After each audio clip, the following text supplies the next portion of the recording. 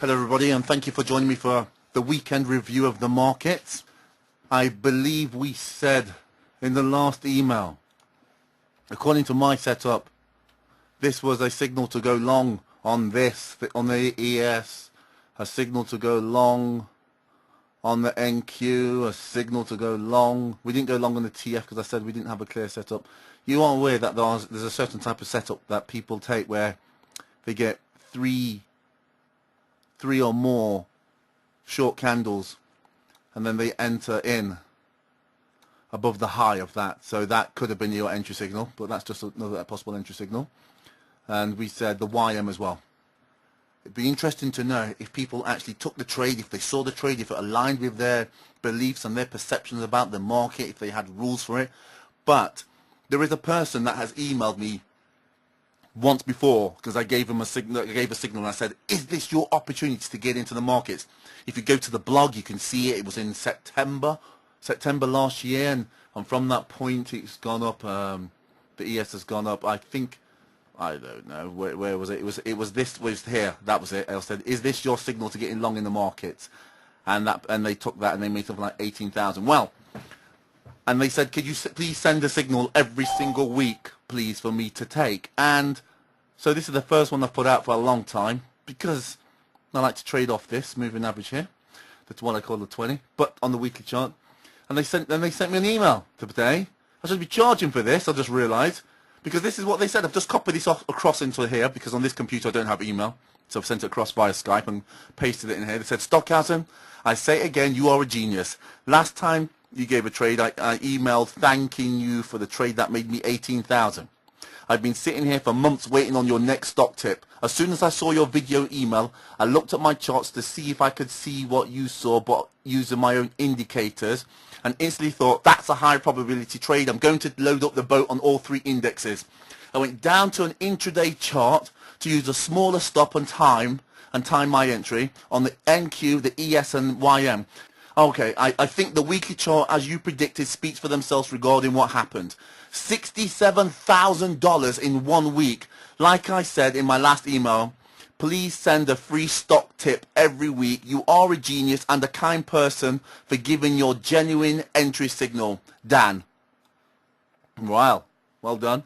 So, I'm going to be contacting Dan, and I want a percentage of that. So that's how we see the markets.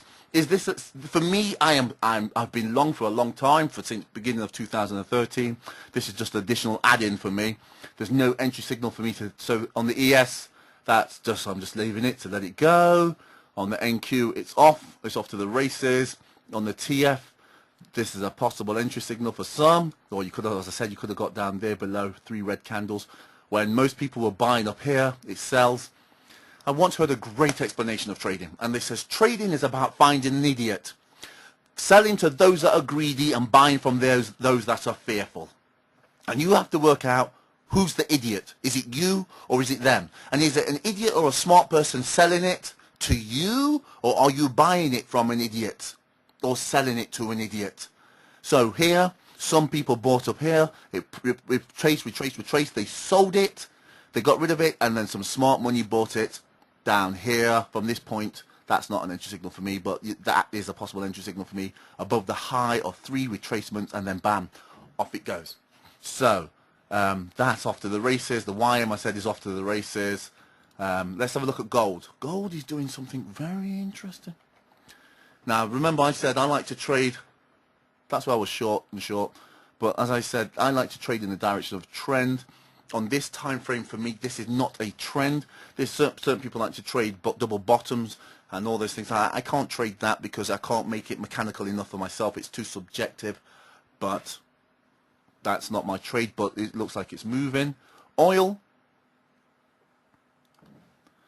is in a big massive site. I drew this ages ago. Right, there you go.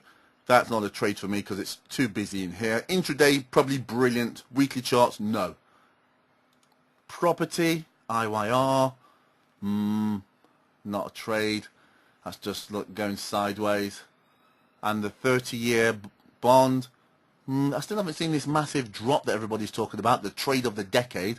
But they always, I try not to actually listen to any of that stuff, because even though I'm aware that it's probably rubbish, you cannot not listen to it. It will get into your head. That's why you listen to the financial news. It's a powerful way for them to get ideas into your head for you to do the wrong thing, to get you to buy when everybody else is selling. You end up being the idiot. So avoid that. That's why you need to have a plan and avoid that. Nicholas Darvas used to walk around, Nicholas Darvas and Jesse Livermore used to walk around with their fingers in their ears. They didn't want to hear what anybody else was saying. The closer they got to the market and commentators, the more money they lost. The more they retracted themselves from hearing what everybody else was thinking or doing, the more money they made. I would highly advise you to do that.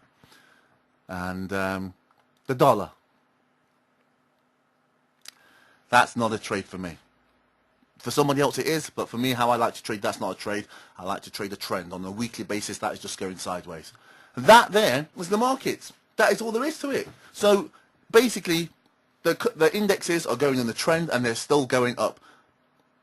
Is it going to continue? I have absolutely no idea. I would be intrigued.